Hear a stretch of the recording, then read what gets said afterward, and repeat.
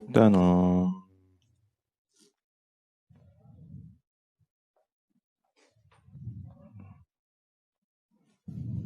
15번 볼까요? 75페이지입니다. 자, 전체 집합 U가 있습니다. 전체 집합 U 1, 2, 4, 7, 8의 두 부분 집합 A, B에 대해서 교집합하면 1, 2고 합집합하면 전체래요. 자, 이런 거 나오면 눈에 보이게 벤 다이어그램을 그려주시면 도움이 될 것 같습니다. 그리고 벤 다이어그램을 그릴 때 포함 관계를 가장 기본적인 형태의 포함 관계로 그려주세요. 뭐냐면 A와 B가 일부 겹치는 이런 가장 기본적인 형태로 그려주시고요. 문제에 나와 있는 명확한 친구들로 원소를 채워 넣도록 하겠습니다. 교집합의 원소가 1과 2라고 그랬으니까 여기는 1하고 2만 있는 거예요. 그리고 문제에 합집합이 전체라고 했죠? 합집합, 요 부분이 전체와 같다는 건 여기에 아무것도 없다는 이야기입니다. 아무것도 없으니까 공집합 표시를 해주도록 하겠습니다. 그러면 지금 전체가 1, 2, 4, 7, 8인데 1하고 2가 여기 쓰였죠? 그럼 4, 7, 8이 여기에 나눠서 들어간다고 생각을 하는 겁니다. 현재 내용만으로. 됐죠? 만약에 여기 공집합이라는 내용이 없으면 4, 7, 8이 하나, 둘, 세 군데 중에 한 군데에 들어갈 수 있다. 이런 식으로 생각을 하는 겁니다. 이렇게 기본적인 그림을 그려주고 하세요. 자, 그랬는데 집합 X의 모든 원소의 합을 SX라고 한다라고 되어 있어요. 여러분들은 집합을 처음 하는 거니까 이걸 사실상 처음 보겠지만 굉장히 많이 쓰일 겁니다. 그래서 SX라는 건 요 집합의 모든 합으로 많이 쓰일 거예요. 시험 문제나 이런 데 굉장히 많이 나옵니다. 만약에 여기에 이런 거 새로 나오는 개념이 있으면 예시를 들어서 생각해 보면 돼요. SA라고 하죠? 그럼 이건 1 더하기 2 더하기 4 더하기 7 더하기 8을 의미하는 거고요. SB라고 하면 이런 구조에서 B는 요만큼이잖아요. 그러면 1 더하기 2를 의미하는 겁니다. 됐죠? 이렇게 문제에 새로 정의된 게 있으면 예시를 들어서 한번 생각을 해보시면 됩니다. 자, 어쨌든 지금은 원소들이 명확하게 정의되진 않았으니까 이런 구조인데, 자, 3SA, A의 원소의 합의 3배가 2배의 SB 이렇게 된다는 겁니다. 그럼 A의 원소가 현재 뭔지 모르겠는데 어쨌든 그 친구의 3배하면 B의 원소의 2배가 된다라는 겁니다. 이렇게 되어 있을 때 A, B에 대해서 B차 집합 A, B차 집합 A면 어디를 말하는 거예요? 여기입니다. B 중에 A를 제외한 나머지 여기에 가장 작은 원소를 구하세요 라고 되어 있는 거고요. 사실 478이 결국 여기 아니면 여기 있을 수 있잖아요. 그럼 478을 배열하는 방법 자체는 8개밖에 없습니다. 둘, 둘, 둘이니까 8가지예요. 그리고 원래는 교육과정상 6개 이내까지는 일일이 세는데 6개가 넘어가면 보통 방법이 있거든요. 네, 어떤 특별한 규칙이나 방법이 있는데 8개잖아요. 실제 시험에서는 한 12개, 3개 정도까지는 일일이 세는 게 사실 훨씬 빠릅니다. 규칙을 생각하는 것보다 12개, 3개 정도면 일일이 세는 게 빠르고요. 한 16개 정도 넘어가면 세는 것보단 사실 규칙을 찾는 게 훨씬 빠릅니다. 보통 그렇기 때문에 여러분들이 이걸 딱 봤을 때 8개밖에 안 되니까 한번 일일이 해봐야지라고 생각을 하는 게 사실은 맞는 접근입니다. 알겠습니까? 이렇게 생각을 하시고요. 자, 근데 우리는 또 뭐 그렇게만 하면 안 되니까요. 지금 문제를 푸는 거니까. 시험 때는 그냥 그렇게 해서 오셔도 돼요. 생각보다 하면 되게 빨리 끝납니다. 근데 지금은 SA의 3배가 SB의 2배래요. 그럼 SA의 값이 크다는 이야기입니까? SB의 값이 크다는 이야기입니까? B가 더 크다는 이야기죠. 그럼 여기 있는 친구들 중에 1, 2는 A에도 있고 B에도 있잖아요. 그럼 요 4, 7, 8 중에 큰 친구, 합이 큰 친구가 B가 가지고 있어야 된다는 거예요. 그러니까 이런 건 안 된다는 겁니다. 여기에 4 오고 7, 8이 오는 건 절대 안 된다는 거예요. 실제 계산을 해보지 않아도 이 대소관계만으로 이런 일은 안 일어난다는 사실을 알 수 있죠.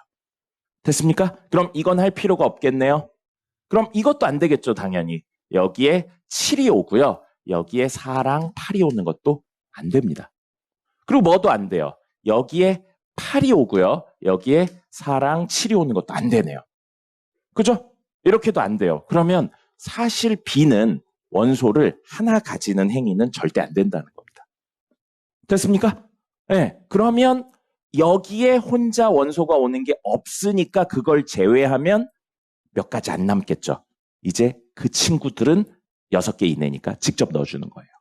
어떻게 해요? 4랑 7이 B에 있고 여기에 8이 오는 경우. 그 다음에 7 여기 있고요. 8하고 4가 오는 경우. 그 다음에 여기에 4가 있고요. 7, 8이 오는 경우. 마지막은 3개 다 여기 있는 경우죠. 몇 가지밖에 없어요. 4개밖에 없죠. 4개밖에 없으니까 이제 이 4개는 그냥 직접 구할 겁니다. 자, 이렇게 되었을 때 SB는요. 1, 2까지 더해서 하셔야 돼요. 그러면 여기에 1, 2가 기본으로 있고요. 여기도 1, 2가 기본으로 있어요. 더하면 어쨌든 3이라는 거죠. 그럼 이렇게 나눠서 생각을 한다면 8에 1, 2가 있으니까 11이 되는 거고요. 7에 1, 2가 있으니까 12 되겠네요. 그 다음에 여긴 7이 되고요. 여긴 3이 되겠죠. 됐죠? 자, 그 다음에 여기는 4하고 7 있으니까 얼마예요? 11. 11에 3 더하니까 14가 될 거고요. 8, 4, 12에 3이 있으니까 15가 될 거고요. 그 다음에 15에 3이 있으니까 18이 될 거예요. 그리고 4, 7, 8 다 더하면 얼마죠? 19인가요? 19에 3이 있으니까 21이 됩니다. 자, 그럼 여기에서 이 B의 2배를 했는데 이거의 3배가 되는 걸 찾으시면 됩니다. 그렇죠? 나머지는 직접 이렇게 해서 하시면 되고요. 그 다음에 뭐요? 요 부분에 있는 원소 중에 값이 가장 작은 걸 찾으시면 됩니다. 이렇게 하시면 되고요. 뭐 방법 자체는 몇 가지 더 있어요. 근데 선생님이 요 문제를 이렇게 풀어드린 이유는 이 개수가 작으면 직접 구하는 것도 하나의 방법이라는 겁니다. 개수가 많으면 사실은 전체 합이 어떻고 일부를 뜯어내면 어떻고 뭐 이런 식으로 해서 접근을 하는데 8개밖에 안 나올 거고 실제 하는 건 4개밖에 없는데 그렇게까지 할 필요는 없는 것 같습니다. 알겠죠? 일일이 넣는 것도 하나의 방법이에요. 문제풀이 방법. 다현이가 왜 안 오죠? 됐고요. 나머지는 그냥 계산해보세요, 여러분이. 그 다음에 다음 페이지 19번. 19번 보시면 A와 B가 나와 있습니다. A의 일부 원소가 없죠. 그리고 표현이 안 되어 있죠. B도 원소 2개인데 2개 다 표현이 안 되어 있어요. 근데 A 차집합 B 합집합 B 차집합 A예요. 역시 벤 다이어그램 그려서 이게 기본적으로 무엇을 의미하고 있는지 그림으로 보시면 좋겠습니다. A 차집합 B니까 여기를 말하는 거예요. 합집합이니까요. 합해야 되니까 같은 방향으로 빗금을 그어주겠습니다. B차집합 A는 여기를 말하는 거죠. 그럼 지금 이거예요. 이거는 선생님이 지난 시간에 얘기했네요. 이런 구조를 보고 뭐라고 부른다고요? 용어 꼭 아셔야 돼요. 그래야 나중에 선생님하고 소통이 됩니다. 대칭차집합이에요. 이런 구조를 대칭차집합이라고 불렀어요. 자, 대칭차집합인데 여기에 있는 원소가 1, 5, 그 다음에 B 플러스 5가 있대요. 근데 A의 원소가 문제에 뭔지 나왔어요. 1, 5, 2A 마이너스 1. 그 다음에 B의 원소는요. A제곱 플러스 A 마이너스 13. 그 다음에 2A 플러스 7이에요. 왜 소가로를 치고 있냐. 자, 이렇게 생겨 있습니다. 근데 이 빗금친 부분에 뭐랑 뭐가 있다고요? 1, 5 그리고 땡땡땡이 있대요. 근데 A에 1, 5가 있죠. A에 1, 5가 있죠. 만약에 B도 1과 5를 가지고 있었으면 1, 5는 여기에 있어야 돼요. 그럼 여기에 표현될 수가 없겠죠. 그러니까 1하고 5는 어디 있는 거예요? 여기에 있는 거예요. 됐죠? 1하고 5는 여기에 있고요. 여기에 만약에 2A-1도 있었으면 이 친구도 있었으면 원소 3개에 여기에 있는 게 하나도 없는 거죠. 그럼 여기에 어쩔 수 없이 이 2개가 와야겠죠. 그러면 원소가 하나, 둘, 셋에 넷, 5이어야 되는데 3개밖에 없잖아요. 그 이야기는 2A-1이 여기 있는 게 아니고 어디 있다는 거예요? 여기 있다는 거죠. 됐나요? 이건 그냥 논리적으로 따지는 것뿐입니다. 그러면 B의 원소는 2개 있었죠? 만약에 여기에 하나가 있으면 여기에 하나가 있을 수밖에 없잖아요. 그리고 그 하나가 누구? 얘인 거예요. 그럼 여기에 있을 수 있는 친구는 얘 아니면 얘겠죠. 그럼 케이스를 나눠야죠. 그래서 2A-1하고 땡땡땡인데 2A-1이 얘면 여기에 오는 건 얘가 되겠죠. 첫 번째 케이스 2A-1이 누구면 A제곱 플러스 A-13이면 누구? 2A 플러스 7이 여기 와요. 2A 플러스 7이 여기 오는데 이 남은 하나가 있다고 그랬잖아요. B 플러스 5가 되는 거고요. 두 번째 케이스 2A 마이너스 얘가 이거면 2A 플러스 7이면 A제곱 플러스 A 마이너스 13이 누가 되는 거예요? B 플러스 5가 됩니다.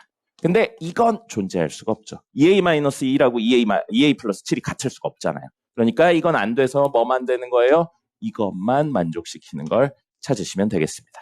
됐죠? 자, 그래서 이야기하시면 나머지는 계산하시면 될 거예요. 케이스 나눠서 생각하는 거고요. 공식이나 이런 게 특별히 있진 않습니다. 이렇게 눈으로 보일 수 있게 정리를 해주시면 될 것 같고요. 그 다음에 다현이 오늘 못 온다고 했나? 그런 이야기는 들은 기억이 없네. 자, 그 다음에 아닌가? 못 온다고 했나? 기억이 없는데요. 그 다음에 26번 보겠습니다. 26번 전체 집합 U의 두 부분 집합 A, B에 대해 A 합집합 B 빼기 아니라고 그랬어요. 집합에서 빼기는 없고 차집합이라고 했습니다. A 합집합 B 차집합 A 교집합 B라고 했어요. 그럼 A 합집합 B는 이거고요. 여기에서 A 교집합 B 이 부분을 제외한 나머지니까 우리가 원하는 친구는 문제에서 원하고 있는 친구는 여기입니다. 방금 한 거랑 똑같네요. 뭐예요? 대칭차집합을 의미하는 또 다른 방법이에요. 그래서 지금 이야기는 결국 뭘 의미한다고요? 대칭차집합 부분을 의미하는구나 라고 생각을 하셔야 됩니다. 선생님이 지난번에 대칭차집합 이야기하면서 대칭차집합 연산을 만들면 교환법칙하고 결합법칙이 성립한다 라고 이야기를 드렸었어요. 자, 근데 문제에서 어쨌든 지금 대칭차집합 부분이 무엇이래요? 공집합이래요. 그러면 여기에 공집합 표시하시면 돼요. 이렇게 공집합 표시하시면 되겠습니다. 실제 저렇게 쓰면 안 되긴 하지만 그냥 우리끼리 쓰려고 이렇게 하는 거예요. 이거를 일일이 기호로 설명하는 게 훨씬 더 어렵기 때문입니다. 자, 이렇게 되어 있는데 항상 옳은 것을 구하세요 라고 되어 있어요. 자, 이거 문제 푸는 방법 이런 거예요. 첫 번째 A는 B죠. 자, 보세요. A는 얘예요. 그죠? 그 다음에 B는 누구예요? 이겁니다. 그러면 겹치는 여기는 둘 다 가지고 있으니까 상관없어요. 따로따로 있는 여기랑 여기가 지금 얘네가 같으려면 여기랑 여기가 같아야 되는데 비어 있잖아요. 그죠? 아무것도 없으니까 사실 없다기 때문에 모든 원소들이 여기에 있는 구조기 때문에 같은 겁니다. 이렇게 생각을 하시면 되고요. 그 다음에 A랑 B의 여집합이 같다라고 했는데 A는 얘죠. B의 여집합은 누구예요? 요 바깥에 있는 친구의 여집합은 이렇게입니다. 그러면 아까 전처럼 겹치는 부분에 뭐가 있든지 상관없어요. 지금은 공집합이긴 하지만 그럼 요 부분은 B의 여집합만 가지고 있는 거고 이 부분이 A만 가지고 있는 거예요. 그러면 여기랑 여기가 얘네가 별도로 가지고 있는 겁니다. 근데 얘네들이 같으려면 이 부분하고 이 부분의 원소가 비어 있어야겠죠. 근데 지금 이 부분하고 이 부분이 비어 있다는 내용은 문제에 없습니다. 그러니까 맞는 건 아닌 거예요. 늘 성립하는 건 아닌 겁니다. 이런 식으로 같은 부분은 냅두고요. 비어있는 부분이 어디에 존재해야 될까? 공집합이 어디에 존재해야 될까? 그걸 생각해 보시면 되겠습니다. 그 다음에 저 그림은 다시 그리지 말고요. 이렇게 되어 있네요. 원래 그림 U하고 A, B인데 이게 공집합이라고요. 이게 공집합인데 A랑 B의 포함 관계가 이렇대요. B가 A에 포함된대요. B가 A에 포함된다는 건 A가 B에 포함된대요. 그럼 B가 A를 가지고 있다고요. 이게 행위 자체가 여기가 비어있다는 뜻이죠. 이만큼 친구가 얘를 가지고 있으려면 겹쳐있는 부분은 어쩔 수 없고요. 이게 비어있기 때문에 A 두 구간 중에 여기만 B에 들어와서 여긴 없고요. A가 B에 포함된다가 되는 겁니다. 그러니까 사실 지금 내용 자체가 A가 B에 포함된다예요. 근데 그러면서 동시에 A는 B랑 다르냐인데 지금은 같죠. 왜요? 여기도 비어 있으니까요. 그죠? 그래서 A랑 B가 다르냐 이게 틀린 겁니다. 이거는 지금 내용에서 맞고요. 이게 틀린 게 되는 거예요. 근데 그리고니까 둘 다 성립하는 게 아니라서 이렇게 되고요. 이 내용도 똑같네요. B가 A에 포함되고 동시에 A는 B가 아니냐라고 했는데 이건 맞죠? 이건 맞아요. 여기 비어있기 때문에. 근데 요거에 아니기 때문에 틀린 겁니다. 그 다음에 A 교집합 B가 공집합이냐 했는데 A 교집합 B는 여기죠. 여기가 비어있는지 아닌지는 현재 내용만으로는 알 수가 없습니다. 됐죠? 이런 식으로 공집합, 겹치는 부분 이런 내용들로 정리를 해주시면 되겠습니다. 답은 1번이 되겠습니다. 됐고요. 32번 보겠습니다. 자, 32번 마3부터 0, 1, 2, 3까지 있는 집합에서 A는 마1, 0, 1이고 B는 마3, 0, 1, 3인데 라고 되어 있고 관계가 막 복잡하게 나와 있어요. 우선 그림 한번 그려볼까요? 전체 집합 U가 있고요. A 그리고 B가 있습니다. 근데 A와 B의 겹치는 여기 많이 겹치는 데부터 채워 넣어주시는 거예요. 영향을 많이 미치기 때문에. 그럼 A와 B의 교집합은 0하고 1이 될 거고요. A는 마이너스 1, B는 마3, 3이 남겠네요. 그러면 요 바깥 부분은 전체 원소인데 A, B에 들어가지 않은 거라서 마3 여기 있고요. 마2, 마1 여기 있고요. 0, 2, 3 이렇게 있겠네요. 지금 구조가 이렇게 생긴 친구입니다. 근데 A 교집합 B 결국 뭐예요? 0일이죠, 0일. 0일 이 친구랑 합집합을 한대요, X를. 0이라고 X를 합집합했는데 X가 나옵니다. 자, 이거 앞으로 많이 쓰일 거예요. 많이 쓰일 건데 이런 거 뭐 하면 막 어떻게 눕히고 막 이러는 거 있는데 그런 거 안 하셔도 됩니다. 그런 거 안 하셔도 되고요. 이렇게 합집합했는데 X가 나오는 건 이렇게 생각을 해보세요. A 합집합 B라는 친구랑 X라는 친구가 있어요. 그럼 합집합하면 요만큼이죠. 왜 이렇게 가루가 많이 날리냐? 요만큼인데 요만큼하고 뭐가 똑같대요? X 이만큼이 똑같대요. 그죠? 그러면 이 두 개, 빗금친 두 개가 완전히 똑같으려면 이 부분이 뭐여야 된다는 거예요? 공집합이어야 된다는 거죠. 그죠? 그럼 A 합집합 B는 여기와 여기 존재할 수 있는데 여기에 아무것도 없으니까 여기에만 들어있다는 이야기입니다. 그럼 X 안에 A 합집합 B가 들어온다는 이야기죠. 그래서 이 이야기는 포함 관계로 해석한다면 0일 A 합집합 B가 누구의 X에 포함된다는 이야기를 돌려서 한 겁니다. 됐습니까? 됐죠? 자, 이렇게 됐고요. 그 다음에 이번엔 B 차집합 A가 누구의 교집합 X였는데 3이 나왔대요, 이번에. 자, 그럼 B 차집합 A 이것도 이렇게 하시면 돼요. B 차집합 A랑 X를 했는데 여기에 교집합에 3이 있다고요. 교집합에 3이 있다고요. 근데 B차집합 A인 구하셔야 돼요. B차집합 A 이만큼이죠. 그럼 3이 여기 있으면 원소 중에 마3하고 3인데 마3은 여기에 있다는 이야기네요. 그럼 이 이야기는 X가 뭐는 가지고 있는데 X가 원소로 3은 가지고 있는데 누구는 가지고 있지 않다는 이야기예요. 절대 가져서 안 되는 거. 마3은 가지고 있지 않다는 이야기로 해석이 되는 겁니다. 됐습니까? 이렇게 해석을 하셔야 돼요. 이런 게 나왔는데 이쪽이 이제 3이 아니고 X면 막 이걸 어떻게 눕히고 막 이런 게 있는데 그런 게 안 통하게 요즘은 내요. 그러니까 그림 그려서 해석을 하시는 연습을 하세요. 알겠죠? 자, 그럼 요 이야기. X가 0일의 부분집합으로 가지고 있다니까 X는 뭐를 꼭 원소로 가지고 있다는 이야기냐면 0 가지고 있어야 되고요. 1 가지고 있어야 된다는 이야기입니다. 됐습니까? 요 이야기들로 가지고 있어야 되는 원소와 가지고 있어서 왜 안 됐어요? 가지고 있어서 안 되는 원소까지 표현을 했습니다. 됐죠? 자, 근데 전체 부분집합 X라고 했어요. 전체 부분집합이니까 전체는 원소를 뭐 가지고 있다고요? 마3, 마2, 마1, 0, 1, 2, 3 이렇게 있는데 X는 뭐는 가지고 있어야 돼요? 3은 가지고 있어야 되죠.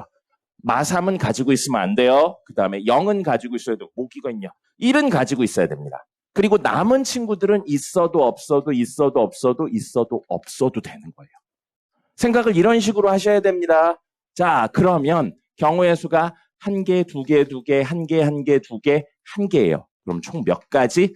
8가지의 부분집합이 생길 수 있다는 겁니다. 내용들을 이런 식으로 꼭 해석하세요. 네, 선생님 그런 거 안 알려드려요. 이게 뭐 눕히면 어느 방향으로 눕히고 포함되고 그렇게 안 합니다. 무조건 그림 그리고요. 여기에 비어있나 안 비어있나 어디에 뭐가 차있나 이런 식으로 해석할 겁니다. 그림 그리세요. 그림. 벤 다이어그램. 됐죠? 아마 선생님 개인적인 생각으로 이 문제가 여러분들한테 제일 어렵지 않았을까 싶습니다. 쉬운 문제는 아니에요. 자, 볼까요? 그 다음에 41번 풀 겁니다. 자.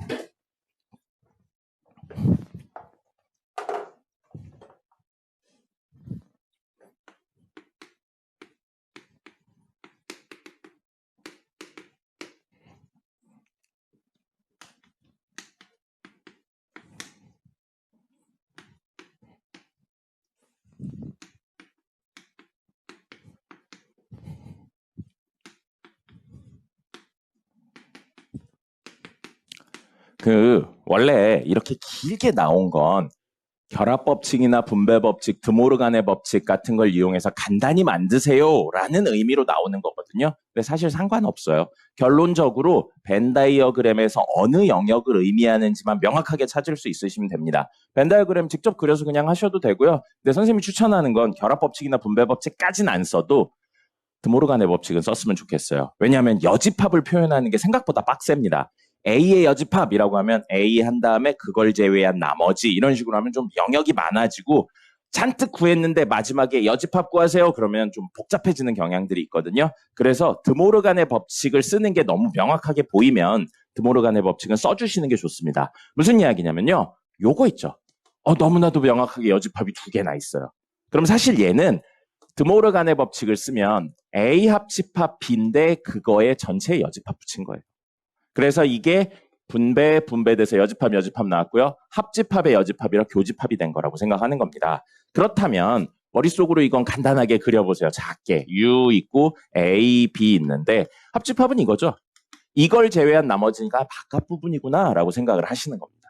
됐죠? 이게 이제 여집합 부분이 많으면 저 빗금이 너무 많아져요. 그럼 점점 헷갈리니까 가능하면 드모르간의 법칙은 써주세요.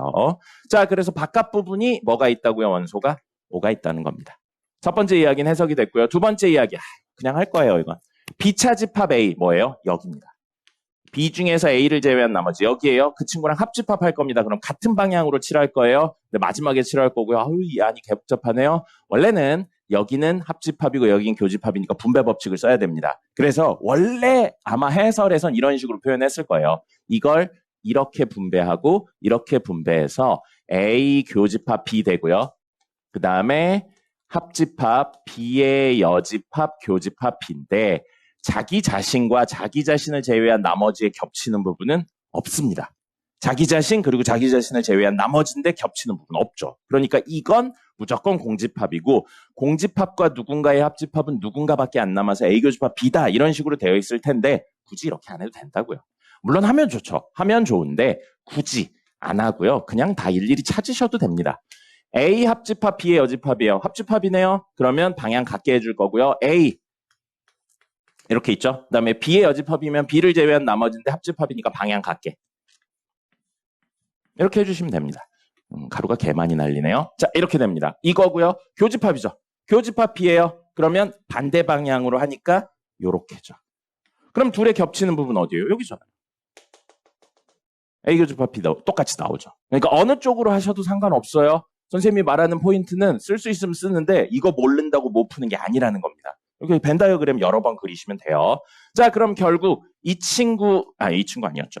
이 친구 아니고 여기 A 합집합 B의 부분에 있는 원소가 1하고 3이래요.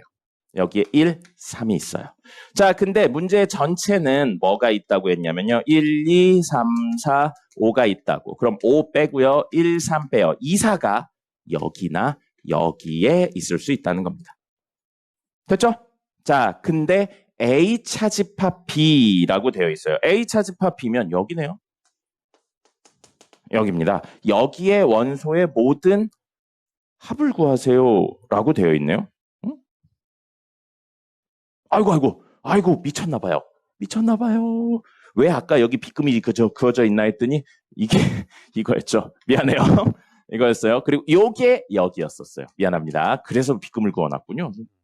미쳤나봐요. 자, 그래서 요 B의 원소가 결국 13이라고요. B의 원소가 13이고 13이 여기 쓸지 모르는데 어쨌든 B의 원소가 13이에요. 근데 문제에서 물어본 건 여기니까 1, 3, 5를 제외한 나머지 2, 4가 여기에 있다는 이야기죠. 됐죠? 그래서 문제에서는 여기에 모든 원소의 합을 구하세요니까 6이 됩니다. 이야기를 하다가 문제를 놓쳐버렸네요. 자,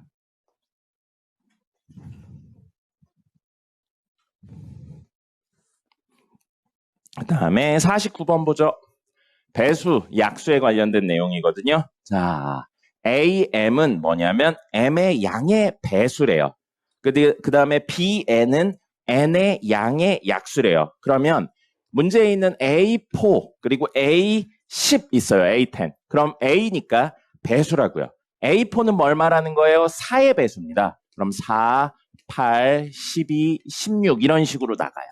그 다음에 A10은요. 10, 20, 30 이런 식으로 나가는 친구인 겁니다. 됐죠? 근데 문제에서 첫 번째 A4 교집합 A10이에요. 그럼 말로 풀어서 하면 4의 배수 그리고 10의 배수예요. 4의 배수이면서 10의 배수 인수를 찾고 있다고요. 뭐예요? 4와 10의 공배수입니다. 우리 어떤 수의 공배수 구하는 방법 뭐예요? 최소 공배수 구한 다음에 그 친구의 배수를 구하면 됐습니다. 이거 언제 했어요? 초등학교 때 한 거잖아요. 사실 선생님도 옛날 선생님 국민학교였죠. 옛날 생각해보면 배수 약수의 개념이 사실 쉽지가 않습니다. 그리고 여러분이 나중에 대학교 가서 수학과 쪽에 가게 된다면 그 배수 약수의 개념으로 이야기를 하는 정수론이라는 게 있어요. 그게 꽤 어렵습니다. 어쨌든 쉬운 개념은 아니에요. 자, 그럼 여기서 의미하는 건 4의 배수 그리고 10의 배수니까 둘의 겹치는 부분. 여기 다음에 20 있겠죠? 20. 그 다음에 얼마? 40. 이런 식이에요. 누구?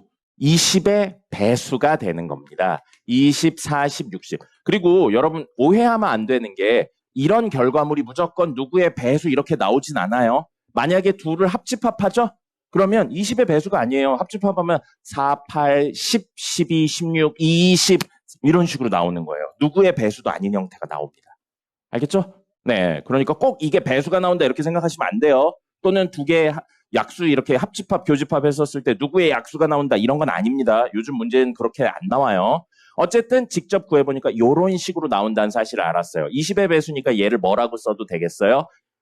A20이라고 쓰셔도 의미는 통하게 되는 겁니다. 그럼 AP가 문제 보시면 AP가 포함된대요. 누구에? A20에. 그럼 A20은 뭐라고요? 20, 40, 60, 80 이런 식으로 가는 친구가 누군가를 포함하고 있다고요. AP가 뭐였어요? P의 배수요. P, 2P, 3P 이렇게 가는 친구가 얘에 포함된다고요. 그럼 여기 있는 숫자들이 여기에 있는 건 돼요. 여기 있는 숫자가 여기에 없는 건 안 됩니다. 그죠? 그럼 이 친구들이 누군가의 배수인데 여기 P가 20이라고 생각해요. 그럼 20, 40, 60 그대로 되죠. 그럼 얘가 40이라고 생각해요. 그럼 40, 80, 120 돼요. 여기 40 있고요. 80 있고요. 120 있을 거예요. 근데 여기에 없는 숫자인 만약에 10이라고 해봐요. 그럼 10, 20, 30이면 10이 없어서 안 되는 거잖아요. 그럼 여기에 올 수 있는 P는 뭐가 될 수 있다고요? 20이나 40이나 60이나 이런 친구가 될 수 있어요. 그럼 P가 될 수 있는 건 이 규칙으로 놓고 본다면 P가 될 수 있는 건 뭐라는 사실을 알 수 있어요? 20의 배수면 된다는 사실을 알 수 있습니다. 됐나요?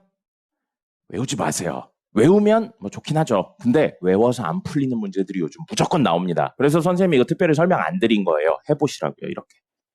그래서 AP에서 P의 최소값은 20이 되는 겁니다.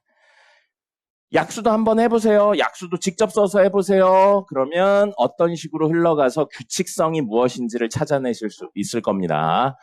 다시 한번 이야기 드리는데 약수 배수 나왔을 때 그 결론이 무조건 누구의 약수, 누구의 배수로 나오지도 않을 수 있다는 사실을 기억하셔야 돼요. 요즘은 그렇게 나옵니다. 무조건 약수 배수로 나오지 않아요. 자, 하나 정도만 더 하고 정석으로 넘어가 볼까요?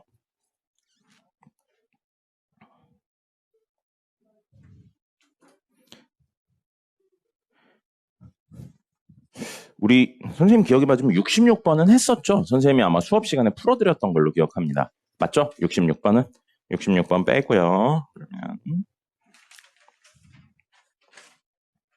자, 70번. 센 B 마지막 70번 풀어드리도록 하겠습니다. 50명의 학생을 대상으로 세 단체 ABC의 봉사활동 신청서를 받았다. 자, 그러면 ABC니까요. ABC가 모두 겹칠 수 있는 가장 기본적인 ABC 그림인 요거를 그려주고 시작을 하겠습니다. B, 그 다음에 이렇게 해서 C. 이렇게 시작을 할게요. 선생님 뭐라고 그랬어요? 많이 겹치는 이런 데부터 채워 넣는 겁니다. 근데 문제에 나와 있으면 쓰고요. 안 나와 있으면 미지수로 설정하시면 돼요. 자, 첫 번째는 A단체, B단체, C단체 학생 수 나왔고 세 번째 줄 끝에 있네요. 세 단체를 모두 신청한 학생은 5명이다. 여기죠, 여기. 여기 5명이라고 나왔어요. 그럼 여기에서 A, B를 신청한 학생 이런 거 안 나왔습니다. 안 나왔으니까 미지수로 놓을 거예요. 여기를 X. 똑같이 B, C를 신청한 학생 안 나왔으니까 Y, 여기는 Z로 놓을 겁니다. 근데 문제에 A를 신청한 학생이 24명이래요. 이만큼이 24명이라고요. 근데 하나, 둘, 셋이 이미 차 있죠? 하나, 둘, 셋에 얘까지 더했는데 24가 나오려면 암산할 수 있으면 좋겠어요. 19 해야 얘랑 얘를 더해서 24가 나오죠? 근데 얘네들이 더 있잖아요. 빼기 X 빼기 Z 해야 됩니다. 됐죠? 그 다음에 B 단체는 19명. 그럼 이만큼이 19인데 하나, 둘, 셋, 넷을 더해서 19이려면 얘랑 얘를 더해서 우선 숫자 19이 나오려면 14. 그 다음에 X랑 Y가 더 있으니까 빼주면 되겠네요. 됐죠? 그 다음에 C단체 25명이래요. 그럼 이렇게 해서 25명이 나오려면 숫자 2개 더해서 25 나오려면 20. 근데 Z랑 Y가 더 있으니까 Z랑 Y를 빼주시면 되겠습니다. 됐죠? 그 다음에 마지막 밑에서 세 번째 줄 보면 모든 학생이 1개 이상의 단체를 신청했다라고 되어 있어요. 지금 채워놓은 거 중에 비어있는 공간이 있죠. 여기요. 여기 뭘 의미하는 거예요? 하나도 신청하지 않은 학생이에요. 근데 문제 마지막 멘트로 모든 학생이 1개 이상을 신청했다. 여기는 존재하지 않습니다. 한 개예요. 됐죠? 이렇게 채워 넣으시고 자 문제에서 물어보고 있는 거 세 단체 중 2단체만 신청한 학생이니까 이거의 합을 물어보고 있는 겁니다. 즉 우리가 구해야 되는 건 X 더하기 Y 더하기 Z의 무엇? 수를 물어보고 있는 거예요. X, Y, Z를 각각 구할 필요 없어요. 우리가 원하는 건 덧셈입니다. 자 그러면 요걸 가지고 정리를 해볼게요. 요걸 가지고 정리를 하는데 문제에 우리 여기에 안 쓰여 있는 거 딱 하나 있죠. 뭐 있어요? 첫째 줄 보세요. 첫째 줄 몇 명의 학생이래요? 50명이요. 여기 있는 거 다 더하면 몇 명 나와야 된다고요? 50명 나와야 된다는 겁니다. 됐죠? 그럼 여긴 0이니까 빼고요. 하나, 둘, 셋, 넷, 다여 7을 더했을 때 50이 돼야 된다는 겁니다. 맞죠? 근데 하나, 둘, 셋, 넷을 더하면 요만큼 더하면 아까 얼마였어요? X 사라지고 Z 사라지고 19 더하기 오니까 여기만으로 24입니다. 됐죠? 그럼 24부터 시작할게요. 24에 14 마이너스 X 마이너스 Y 예. 그 다음에 거기에 더하기 Y 그 다음에 예. 더하기 20 빼기 Z 빼기 Y 했는데 50명 나와야 된다고요. 됐죠? 자 그럼 숫자끼리 정리하죠. 24, 14, 20이니까 얼마냐? 요렇게 하면은 38 요렇게 하면 58 그 다음에 X 하나 있고요. Y 마이너스 Y 플러스 Y 마이너스 Y 있으니까 하면 이렇게 사라지죠. 마이너스 X 마이너스 Y 마이너스 Z가 50. 근데 우리 궁금한 거 뭐라고요? X 더하기 Y 더하기 Z예요. 세 친구를 넘기면 되겠네요. 그래서 58 마이너스 50은 X 더하기 Y 더하기 Z. 얼마? 8명입니다. 각각은 얼마인지 못 구하지만 합치면 8명이라는 사실은 알 수 있는 겁니다. 이런 식으로 이야기하시면 돼요. 현서가 안 끝났어. 셋만 끝난 거잖아. 정석 보죠.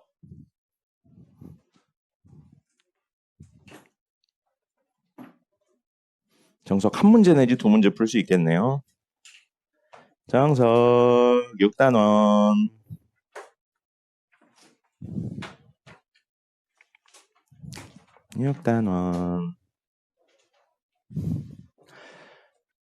자, 3번 보겠습니다. 6-3, 연습 6-3이요. 연습 문제. 자, 벤 다이어그램을 그려서 해석을 할 거고요. A 차집합 B 합집합 B 차집합 C 합집합 C 차집합 A니까 집합이 3개짜리여야 됩니다. 저 그림이라는 거죠. 그러면 이렇게 A, 그다음에 B, 그리고 C 이렇게 있고 전체가 있어요. 전체 이렇게 있는데 좀 빨리 가볼까요? 합집합이니까 같은 방향으로 칠할 거고요. A 차집합 B는 A 중에 B와 겹치는 부분을 제외한 나머지니까 여기입니다. 이게 A 차집합 B예요. 그 다음에 B 차집합 C니까 B 중에서 C와 겹치는 부분을 제외한 나머지니까 요만큼입니다.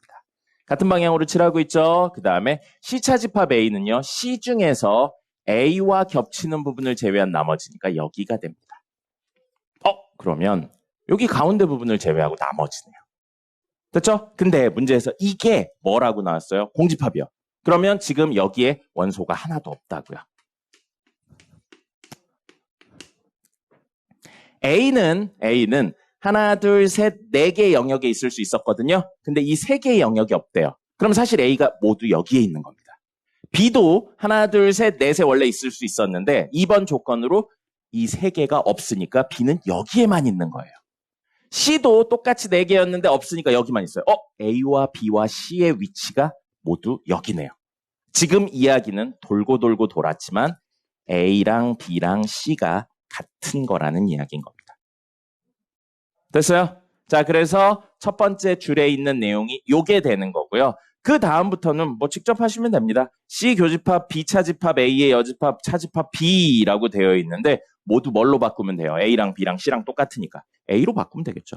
그럼 문제에 나와 있는 내용을 모두 A로 바꾸면 A 교집합, A 차집합, A의 여집합 하신 다음에 이거에 차집합 A를 한 거예요. 자, A 차집합 A 중에 A를 제외한 나머지 뭐가 남습니까? 아무것도 안 남아요. 공집합입니다. 공집합의 여집합은 뭔가요? 아무것도 없는 것을 제외한 나머지 전체가 됩니다. A랑 전체의 교집합은 뭐예요? A가 되겠죠. A 차집합 A네요. 뭐라고요? 공집합입니다. 그래서 얘는 공집합. 됐죠? 벤 다이어그램 그려서 포함관계 찾아주시면 되겠습니다. 자, 진짜로 마지막 문제 6-14번 볼까요? 퍼센트 문제예요. 퍼센트 문제 요즘 잘 안 나오긴 하는데 간혹 나옵니다. 간혹 나오고요. 퍼센트 문제랑 이제 숫자가 결합되어 있어요. 그러면 어쨌든 어느 한쪽으로 좀 이야기를 해주시면 좋을 것 같습니다. 자, 운동복을 입은 학생 중 빨간색 운동복을 입은 학생은 모두 여학생이다. 흰색 운동복을 입은 학생의 30%가 여학생이다 라고 되어 있어요. 그러면 운동복 색깔은 뭐랑 뭐밖에 없어요? 빨간색하고 흰색밖에 없습니다. 그럼 이렇게 적을게요. 운동복 색깔 빨간색하고 흰색으로 적을 겁니다. 근데 남학생, 여학생으로 나뉘어져 있죠. 빨간 옷을 입은 친구 중에도 남녀가 있을 거고요. 흰색 옷을 입은 친구 중에도 남녀가 있어요. 그래서 이렇게 쪼갤 거예요. 위쪽이 여학생이라고 생각할 거고요. 밑쪽이 남학생이라고 생각할 겁니다. 됐죠? 이걸 벤 다이어그램을 4개 그리면 개빡세서 이래요. 이렇게 정도로만 나눠주도록 하겠습니다. 그런 친구들이 없어서 그래요. 남자이면서 여자인 친구는 없기 때문에 얘네들의 겹치는 부분이 없어서 그림을 이렇게 그려준 겁니다. 됐죠? 자, 그럼 이건 뭐예요? 이건 뭐예요? 남학생인 거죠. 근데 빨간 거랑 흰 거를 동시에 입은 거네? 잠깐만. 문제를 잘못 읽었네요. 미안해요. 운동복 색깔이 2개가 넘네요. 흰색, 빨간색도 있고요. 흰색, 빨간색도 아닌 운동복까지 있네요. 미안합니다. 그럼 이렇게 하면 안 됩니다. 문제를 잘못 읽었네요. 자, 그러면 요건 빨간 거, 흰 거, 그 다음에 다른 거 이렇게 3개. 그 다음에 여학생. 아이고 여기 W가 겹치는구나. 여학생, 남학생이라고 써줄게요. 미안합니다. 요거는 이렇게 표로 만드셔야 될 것 같아요. 벤 다이어그램을 6개를 그릴 수는 없으니까 이렇게 표로 만들어서 숫자에 대한 이야기를 하도록 하겠습니다. 자, 운동복을 입은 학생 중 빨간색 운동복을 입은 학생은 모두 여학생이다 라고 되어 있어요. 빨간색 입은 학생은 모두 여학생이니까 남학생은 빵명이라는 겁니다. 빨간색 입은 학생 중에 남학생은 없는 거예요. 흰색 운동복을 입은 학생의 30%가 여학생이다 라고 되어 있어요. 그러면 요건 흰색 운동복을 입은 학생 중에 30%가 여학생이니까 70%가 남학생이죠. 그러면 W 인원에 곱하기 0.3이 여학생이고 W 흰색 입은 학생의 0.7이 남학생이라는 겁니다. 그 다음에 여학생의 절반은 빨간색 운동복을 입었다. 자, 여기에 있는 친구가 전체의 무엇이라고요? 절반이라고요. 그죠? 그러면 여학생 인원에 곱하기 0.5가 여기에 있는 인원이라는 겁니다. 됐죠? 자, 그럼 여기 끝에 여학생 인원이 있는 거고요. 남학생 인원이 있고 여기가 W O, 그 다음에 R이 있다 그러고. 이게 인원이라고 생각하면 됩니다. 각각의 인원. 흰색과 빨간색 운동복을 입은 학생은 각각 90명, 50명이래요. 자, 흰색 입은 학생 몇 명? 90명. 빨간색 입은 학생 50명. 근데 아까 뭐라고 그랬어요? 이 50명이 모두 여기 있다고 그랬잖아요. 그죠? 그래서 지금은 퍼센트로 나타냈던 걸 50명이라고 사람 수로 하면 여기가 100명이 되는 거죠. 됐죠? 자, 그리고 이게 90명이라네요. 아까 0.3, 0.7이라고 했는데 90명에 0.3이니까 몇 명이에요? 27명. 90 곱하기 0.7. 그 다음에 0.3. 그 다음에 90 곱하기 0.7은 63명입니다. 됐죠? 자, 근데 전체가 100명이었잖아요, 학생은. 그러면 하나, 둘, 셋을 더해서 100명이려면 여기가 23명이어야겠네요. 됐죠? 자, 이건 아직 안 나왔어요, 문제에서 아직까지. 자, 근데 빨간색도 아니고 흰색도 아닌 운동복을 입은 학생 수. 여기 있네요. 남학생 수는 못 구했지만 문제에서 물어본 건 여학생 수라 이렇게 구할 수 있었습니다. 됐죠? 자, 여러분 토요일 점심이라 힘든 건 알겠는데 너무 자는 것 같아요. 정신들 좀 차리시고요. 10분 쉬었다가 맞아야겠습니다. 정석 117페이지에 해당하는 내용입니다. 7단원이고요.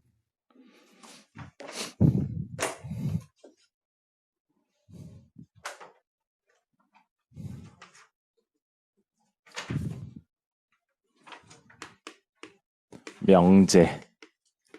집합하고 하나로 묶여있는 단원입니다. 집합하고 하나로 묶여있는 단원이고요. 그렇기 때문에 집합에서 썼었던 내용들을 굉장히 많이 차용해서 빌려다가 쓸 거예요. 그래서 명제는 참, 거짓이 명확한 문장이나 식입니다. 참, 거짓이 명확한 문장, 글이죠, 글. 문장이나 식을 명제라고 합니다. 뭐랑 비슷해요? 집합하고 비슷해요. 집합에서 집합이 되려면 원소들을 명확하게 정의할 수 있었어야 됐습니다. 그래서 여기서 중요한 건 명확하다는 거예요. 모기가 있어.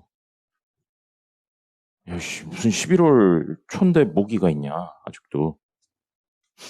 네. 자, 그래서 명제는 참 거짓이 명확해야 돼요. 참이냐 거짓이냐는 중요하지 않습니다. 여기에서 포인트는 뭐예요? 명확하다예요.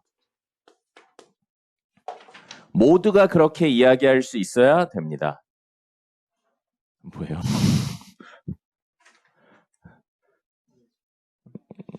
두 번째 단원이죠. 아니, 세 번째 단원이구나, 단원이다. 응? 아마 그럴 거예요. 아닌가요?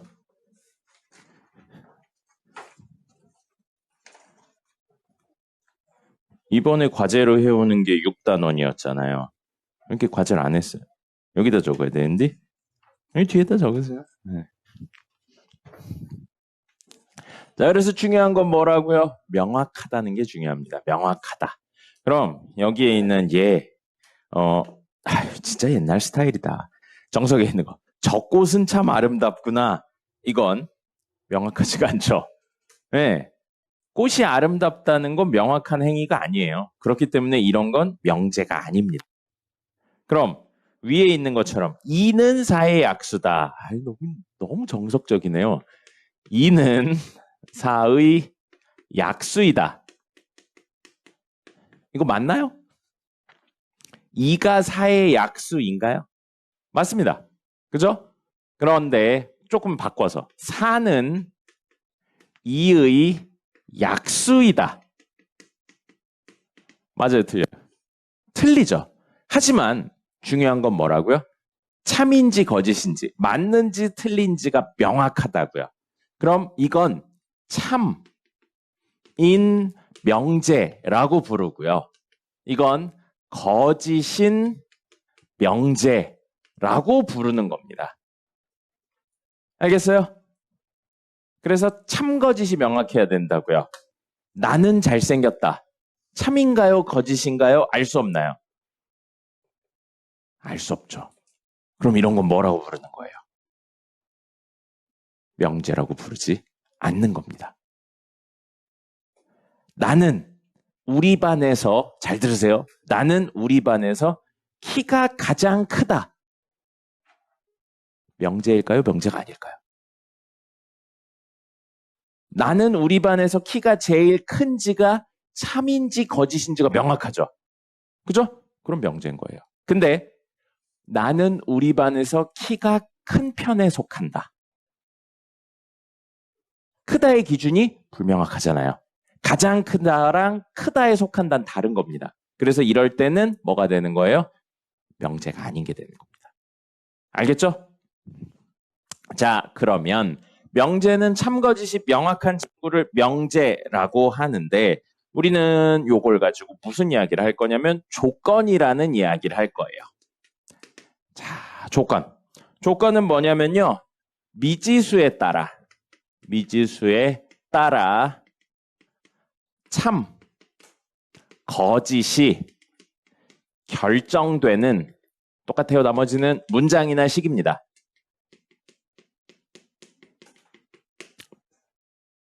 네, 그러니까 미지수에 어떤 값이 들어오냐에 따라서 참일 수도 있고 거짓일 수도 있는 게 조건이에요.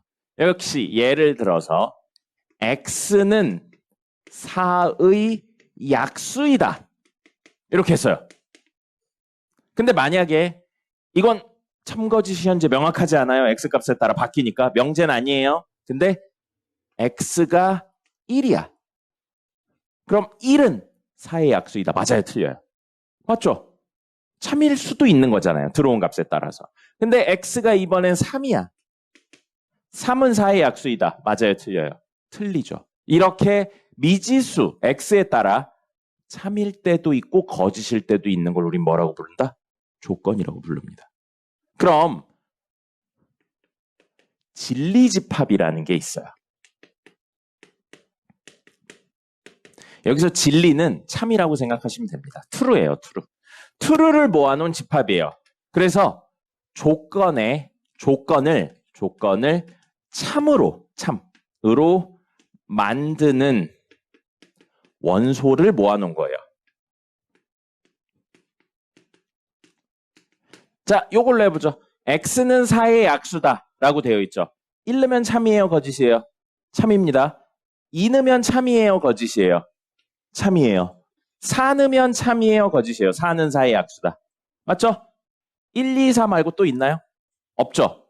그러면 이거의 진리집합을 우리는 집합 형태로, 진리집합이잖아요. 집합 형태로 표현해서 1, 2, 4 이렇게 적으면 되는 겁니다. 알겠어요? 무엇을? 조건을 참으로 만들어주는 애들을 모아놓은 걸 진리집합이라고 이야기를 합니다. 됐습니까? 우리가 지금까지 다 썼었던 거예요. 근데 그거를 수학적 용어를 좀 붙여서 설명을 하고 있는 것뿐입니다. 여기까지는 용어의 개념이 굉장히 간단합니다. 됐죠? 그냥 우리가 쓰고 있던 것들에 이름을 붙인 거 정도가 되는 겁니다. 됐죠? 자, 그래서 이야기가 돌고 돌아서 명제에서 출발했는데 그게 결국 집합까지 연결이 된 거예요. 그럼 집합에서 어떻게 이야기했던 걸 명제에선 어떻게 이야기할까로 얘기가 연결됩니다. 그래서 집합하고 명제는 형태만 다르지 같은 거라고 생각하시면 되겠습니다. 알겠죠? 그것들에 대해 명제에서 어떻게 표현하는 게 집합에서 어떻게 표현하는지에 대한 이야기가 사실상 오늘 이야기의 핵심입니다. 자, 그래서 추가적으로 부정이라는 개념을 이야기해 볼게요. 부정은 우리 명제는 여기 끝에 적을게요. 명제는 보통 소문자로 표현합니다. 그리고 집합은요 보통 대문자로 표현해요. 마지막에 정리 한번 해드릴 거예요. 부정은요 명제래요. 뭐야 왜 이래? 명제가 아니고 조건. 잠시만요. 왜 갑자기 화면이 이러세요?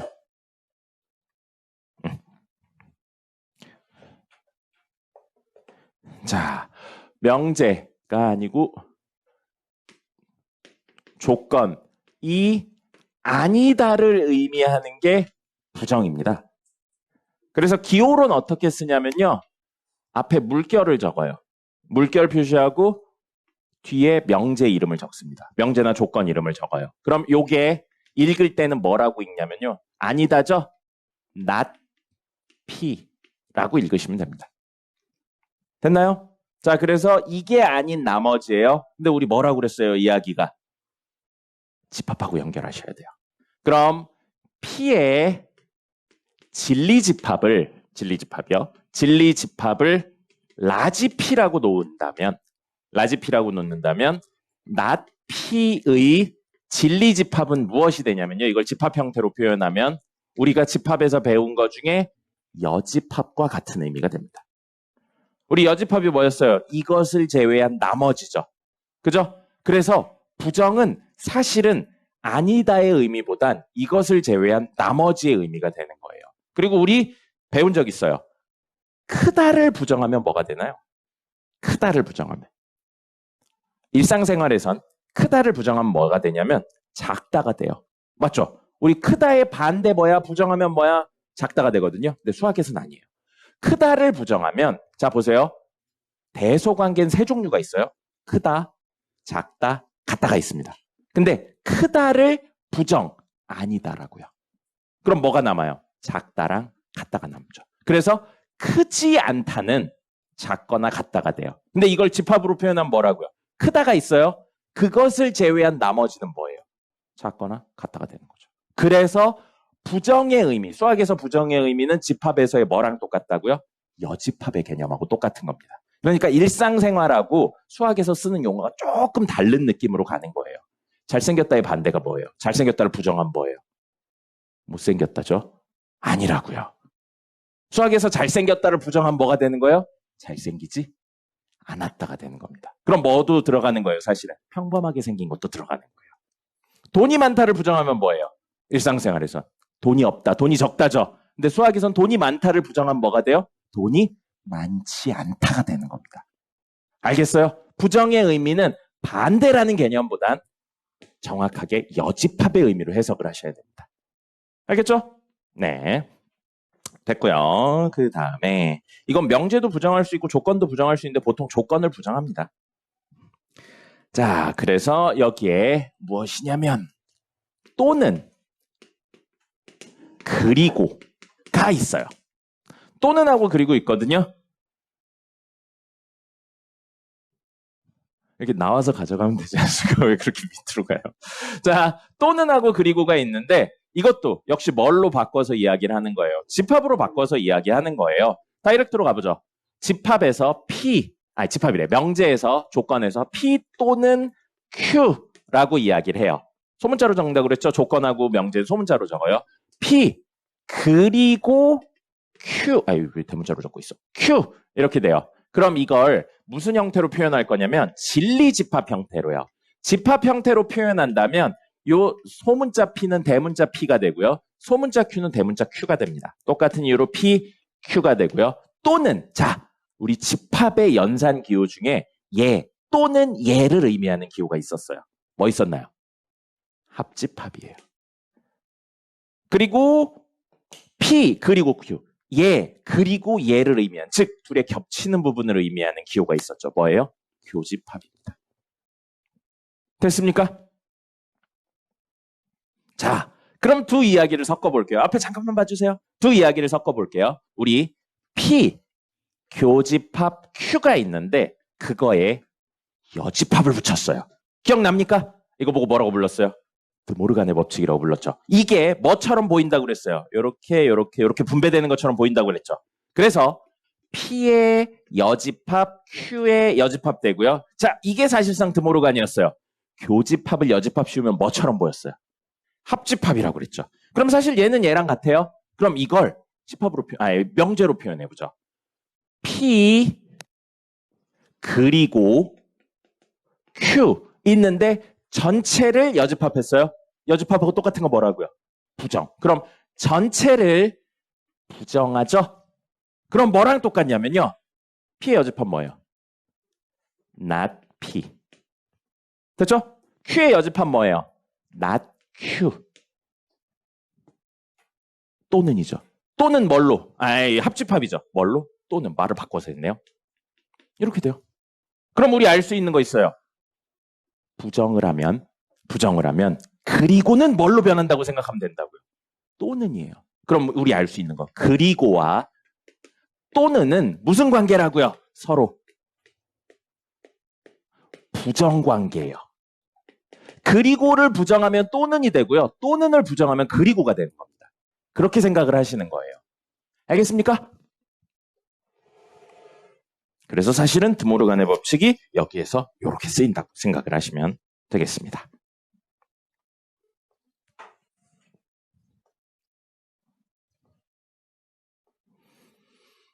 자, 여기까지 이야기 됐고요. 그 다음에 하나만 더 이야기하고 하나만 더가 아니네요. 그러면 두 개 이야기하면 오늘 내용은 끝납니다. 아니네요. 3개 해야 되네요. 네. 아니네요. 4개 해야 되네요. 꽤 많이 해야 되네요, 오늘. 네, 4개 이야기하면 끝납니다. 적으시고요. 모든 과 어떤입니다. 중요해요. 아주 중요합니다. 예전에 수능에 관련된 문제가 한번 나온 적이 있어요. 어떤에 대한 문제가 나온 적이 있어가지고 그 이후에 굉장히 많은 문제집들에서 다루고 중요하게 쓰입니다. 개념 자체는 간단해요. 개념 자체는 간단해서 자, 모든 x에 대하여 성립한다 있고요. 그 다음에 어떤 x에 대하여 성립한다. 자, 우리 이 두 가지 이야기 중에 첫 번째 이야기는 들은 적 있어요. 모든 x에 대해 성립한다. 여기서 많이 들었죠? 뭐예요? 항등식 할 때 했었습니다. 항등식 할 때 x에 대한 항등식을 또 다른 표현으로 모든 x에 대해 성립한다 라고 했어요. 그래서 모든 x에 대하여 성립한다 라고 하는 건 결론적으로 늘 성립, 모두 다 성립이라고 생각하시면 돼요. 이렇게 돼야지만 무엇이 된다고요? 바로 참이 되는 겁니다. 근데 어떤 x에 대하여 성립한다는 근이 존재하기만 하면 됩니다. 그럴 때 참이 되는 거예요. 자, 예를 들어 볼게요. 2x 제곱 플러스 1은 0보다 크다가 모든 실수 x에 대해 성립하냐라고 물어봐요. 자, 우리 알고 있는 거 있죠? 실수의 거듭 제곱은 늘 0보다 크거나 같습니다. 그거에 2배하고 1을 더했으니까 저 친구는 x의 실수 어떤 걸 넣든지 무조건 0보다 큰 거예요. 맞죠? 모두 다 성립해요. 그죠? 실수를 넣었을 때 모두 다 성립하죠? 그럼 이거 참입니다. 근데 2x제곱 마이너스 4가 0보다 크다가 모든 실수 x에 대해 성립하냐라고 물어봐요. 그러면 10, 20, 30을 넣으면 성립하거든요. 근데 저 친구 x에 0 집어넣으면 성립해요, 안 해요? 안 하죠. 모두 다 성립하는 게 아니에요. 그럼 이건 뭐라고 부른다고요? 참이 아니니까 거짓이라고 부르는 겁니다. 즉, 안 되는 게 하나라도 있으면 거짓인 거예요. 모든에서는. 그죠? 모두 다 성립해야 되는데 안 되는 걸 하나 찾았으니까 모두 다 성립하는 게 맞아요, 틀려요? 틀린 거가 되는 겁니다. 그럼 이럴 때는 안 되는 것만 찾으면 되는 겁니다. 됐죠? 이거 안 되는 거 찾을 수 없죠? 그러니까 모두 참인 거예요. 모두 다 성립하니까. 그럼 얘도 해보죠. 2x제곱 플러스 1이 0보다 크다가 어떤 실수 x에 대해 성립하냐 이렇게 물어봐요. 어떤이죠? 어떤은 존재하기만 하면 돼요. 자, 1 넣어볼게요. 성립합니까? 저 부등식이 성립해요. 1 넣으면 x에 1 넣으면 성립하죠? 다른 거 찾을 필요 없어요. 성립하는 게 하나라도 있으면 뭐라고요? 참이라고요. 뭐라고요? 성립하는 게 근이 존재하기만 하면 참입니다. 자, 그러면 똑같이 2x제곱 마이너스 4가 0보다 커요. 이게 어떤 실수 x에 대해 성립하냐라고 물어봅니다. 0 넣으면 성립하나요? x에 0 넣으면? 안 하죠. 10 넣으면 성립하나요? 하죠. 성립하는 게 하나라도 있네요. 그럼 참인 거예요. 어떤 에서는 성립하는 게 존재만 하면 참인 겁니다. 알겠습니까? 자, 그러면 성립 안 하는 것도 보여드려야죠. 마이너스 2, 반대로 하면 되겠다. 2x제곱 플러스 1이 0보다 작다. 이 관계를 만족시키는 x값이 존재하나요? 저 관계를 만족시키는 x값이 하나라도 있나요? 없죠. 없죠? 그럼 존재해요, 안 해요? 안 하는 거죠. 존재 안 하면 뭐가 된다고요? 이건 거짓이 되는 겁니다. 어떤하고 모든이 이런 거고요. 중요한 거. 밑에 이것까지 적으셔야 돼요. 공간이 없어서 못 적는데. 어떤하고 모든은 서로 무슨 관계냐면요. 부정관계에 있습니다. 그래서 어떤을 부정하면 모든이 되고요. 모든을 부정하면 어떤이 되는 겁니다. 서로 부정관계에 있는 거예요. 늘 성립한다. 늘 성립하진 않는다.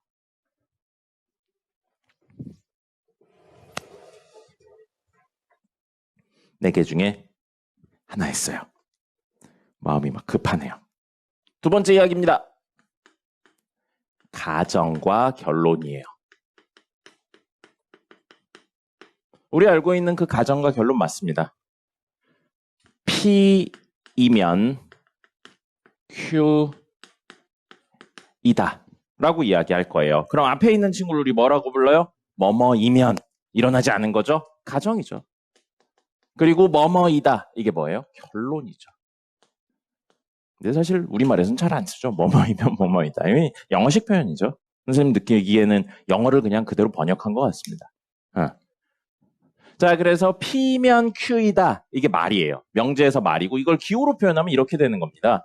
P면 하나하고 화살표 Q 이렇게 적으면 됩니다. 근데 이게 만약에 참일 수도 있고 거짓일 수도 있잖아요. 이게 관계에 의해 참일 수도 있고 거짓일 수도 있어요. 만약에 참이라면 어떻게 표현하냐면요. P하고 이렇게 한 다음에 Q 적고 뒤에 참이라고 적으시면 돼요. 참 없어 보이죠? 근데 참일 경우에 기호로 어떻게 표현하기도 하냐면요. P하고 두 줄을 긋습니다.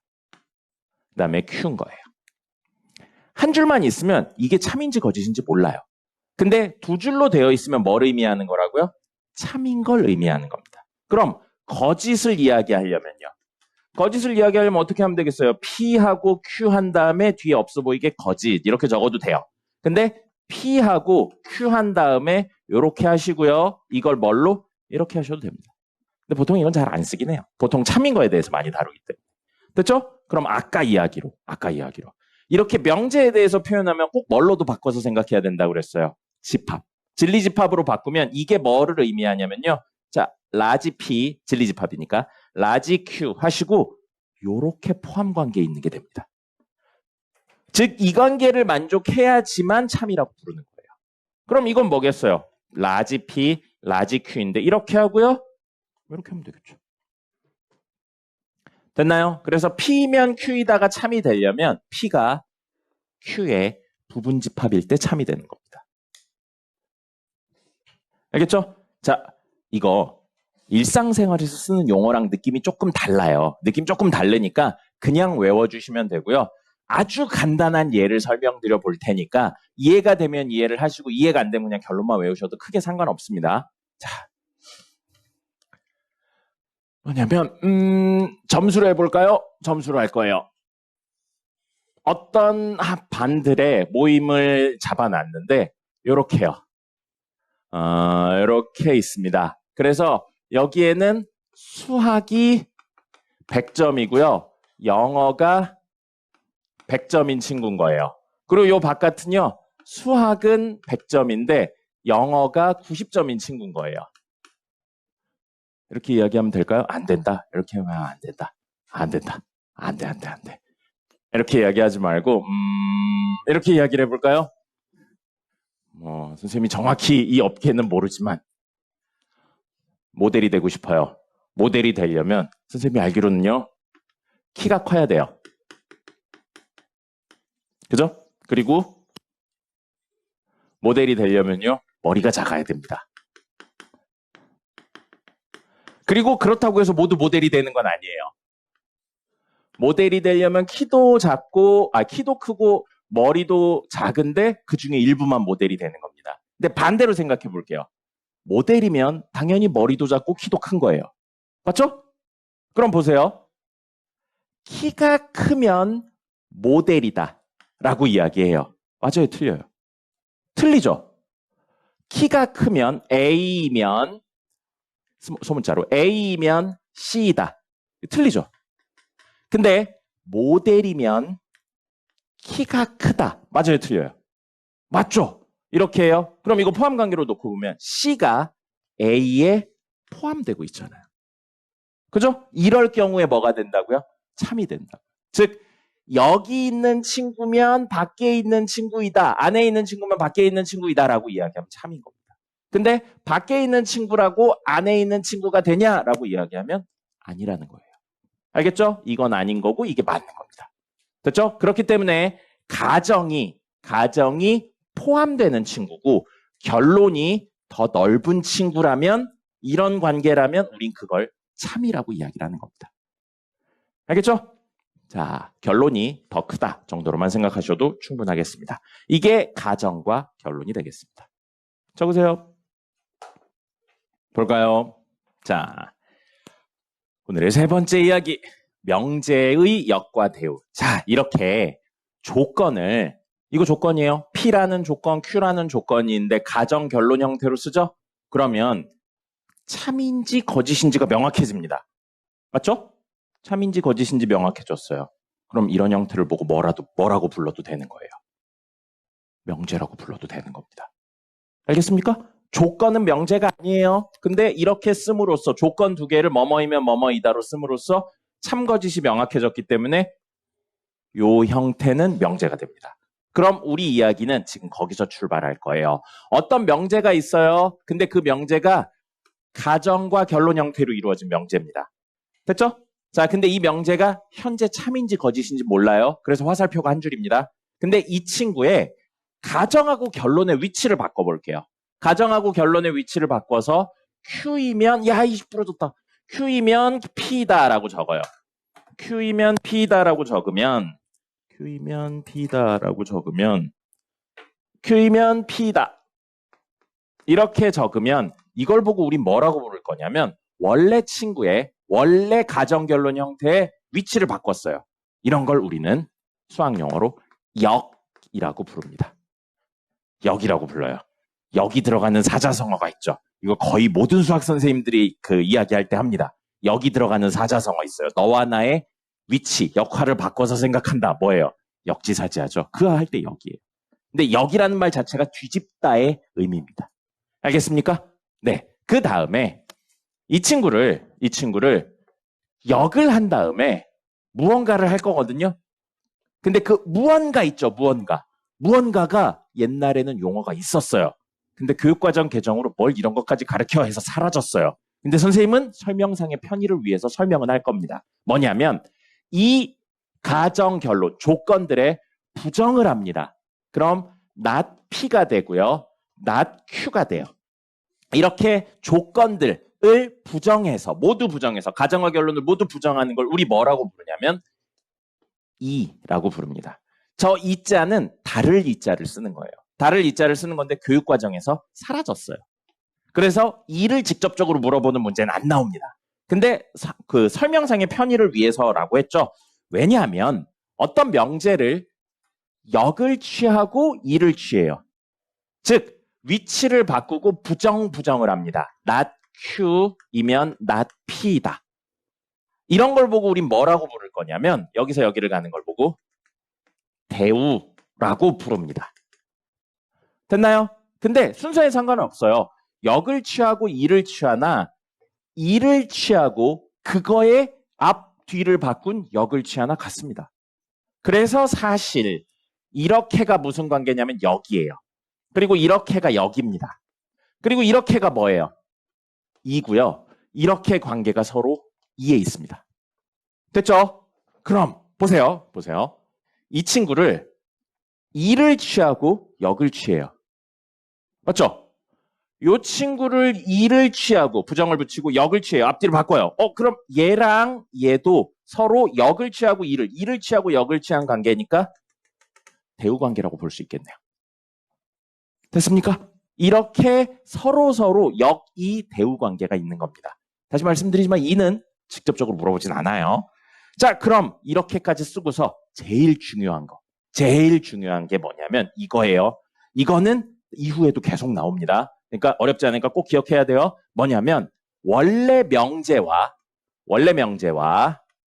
대우 명제는 이렇게 취한 대우 명제 있죠? 대우 명제는 이게 중요해요. 참, 거짓이 일치한다예요. 같답니다. 그리고 그 외의 관계는 알 수 없음입니다. 자, 무슨 소리냐면 만약에 이게 참이죠? 그럼 이게 무조건 참입니다. 반대로 이게 무조건 참이죠? 그럼 이게 참이에요. 그럼 얘가 참이야? 그럼 역은 알 수 없어요. 참일 수도 있고 거짓일 수도 있습니다. 그럼 이게 거짓이야? 그럼 이건 알 수 없다고요. 참일 수도 있고 거짓일 수도 있어요. 알겠습니까? 간단한 예를 보여드릴게요. 자, 이게 참이에요. 이게 참이라면 집합으로 표현하면 뭐예요? 집합으로 표현하면 저게 참이면 P면 Q이다. 두 줄이죠. 그리고 이걸 집합으로 표현하면 PQ하고 이렇게 되어 있다고요. 벤 다이어그램으로 그리면 전체에 있는데 Q가 있고요. 그 안에 P가 있다는 이야기입니다. 됐죠? 자, 근데 not Q면 not P다. not Q이면 not P다. 이렇게 되어 있죠. 이거 Q의 여집합, P의 여집합이에요. 잘 보세요. 이게 지금 참인데 이게 참이냐라고 물어보고 있는 거잖아요. Q의 여집합을 이걸로 그릴게요. Q를 제외한 나머지니까 여기입니다. 여기가 포함되냐예요. P의 여집합에. P의 여집합 이걸로 할게요. P의 여집합은 이만큼입니다. 이거에 포함되나요? 포함되죠. 맞는 거예요. 그러니까. 늘 성립하는 겁니다. 알겠죠? 그래서 명제의 참거짓과 대우의 참거짓이 일치한답니다. 무조건 참이다, 무조건 거짓이다 아니에요. 둘이 같다는 겁니다. 알겠죠? 이게 굉장히 중요하게 쓰일 겁니다. 이후에도 나와요. 이후에도 나오니까 꼭 기억을 하셔야 됩니다. 됐습니다. 아유, 여기까지 왔고요. 오늘의 하이라이트 할 거예요. 마지막 설명하는 이 친구가 실제 시험 문제에서 굉장히 많이 나오는 문제입니다. 거의 무조건 출제돼요.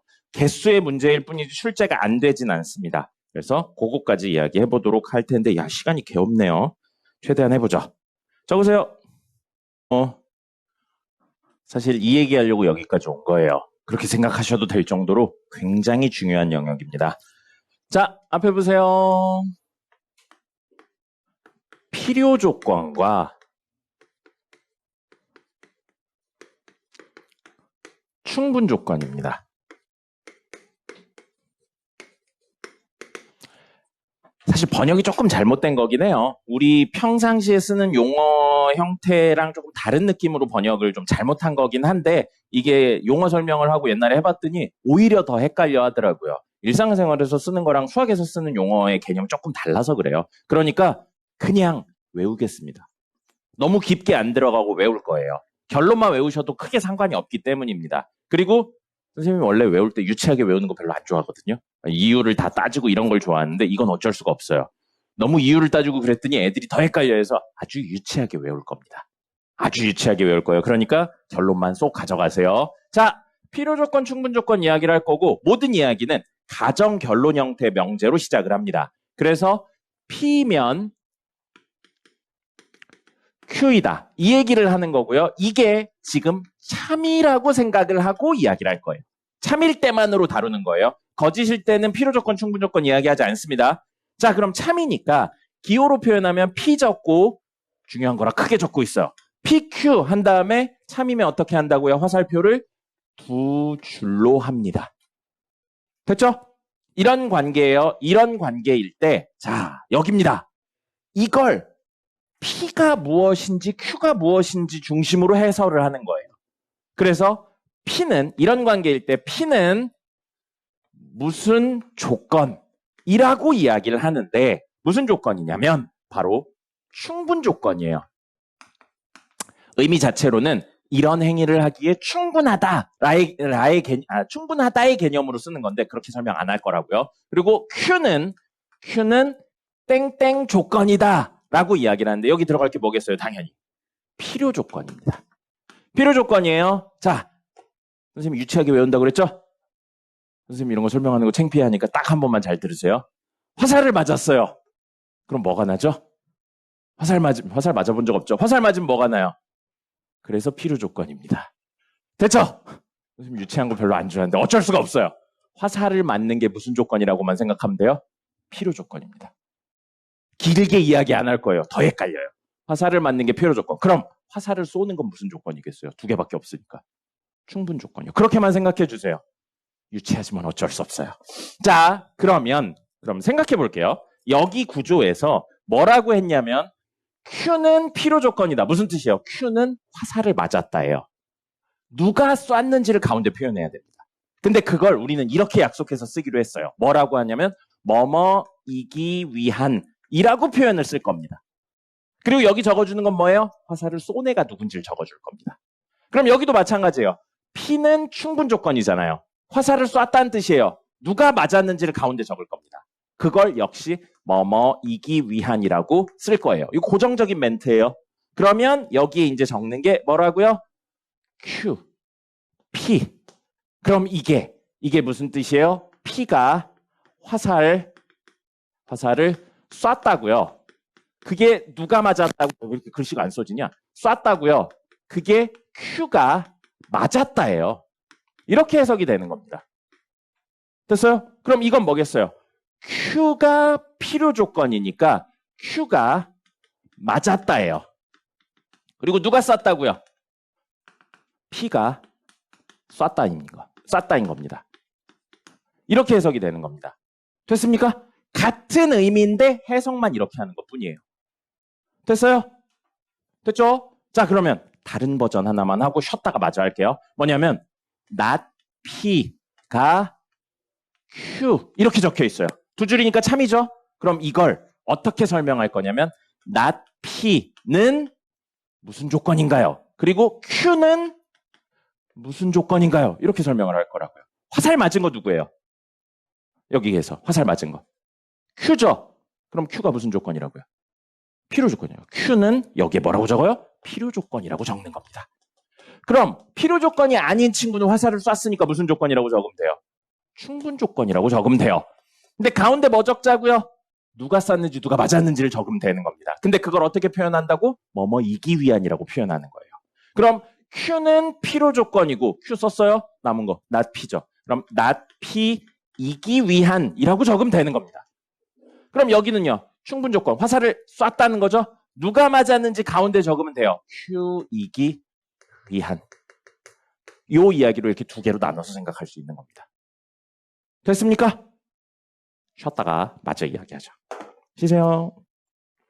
아까 설명하던 거 마저 이야기를 해보죠. 여기에서 이렇게 필요 조건, 충분 조건 이야기해서요. 필요 조건, P예요, P. P가 중요합니다. 그래서 화살을 맞는 애가 필요 조건이라고 했는데 이걸 집합으로 표현한다면, 진리집합으로 표현한다면 P의 여집합, 요거요. Q 있는데 이런 포함 관계잖아. 근데 포함 관계가 사실은 이거 외에 누가 누구를 포함한다 외에 하나가 더 있어요. 뭐가 있냐면 P랑 Q가 정확히 일치하는 경우도 있습니다.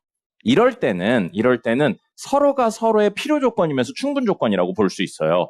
그렇기 때문에 기호로는 어떻게 표현하냐면 이걸 P하고 Q 한 다음에 서로가 서로의 필요 조건이고 충분 조건이기 때문에 양쪽으로 화살표를 씁니다. 두 줄 쓰고요. 그럼 이럴 때 뭐라고 부르냐면 공간이 너무 없네요. P는 Q이기 위한 무슨 조건? 필요 조건이면서 충분 조건이라고요. 그래서 필요 충분 조건이라고 이야기를 합니다. 그리고 반대로 Q는 P이기 위한 서로 필요 조건이면서 충분 조건이니까 필요 충분 조건이라고 이야기를 하는 겁니다. 그래서 두 집합이 정확히 일치할 때는 필요 충분 조건이라는 표현을 쓰는 거예요. 됐죠? 여기까지 이야기에 이제 진리집합으로 지금까지 했었던 걸 한꺼번에 싹 다 정리를 좀 해보도록 하겠습니다. 저거 끝에 있는 거 추가적으로 마지막 명제와 진리집합, 집합 형태에 대한 내용을 이야기할 거고요. 왼쪽에는 명제 형태에 대해서 적을 거고요. 기호 써서 적을 겁니다. 오른쪽은 진리집합 형태에 대해서 적을게요. 자, P, Q 이렇게 소문자로 적는 게 일반적인 명제입니다. 그럼 그거의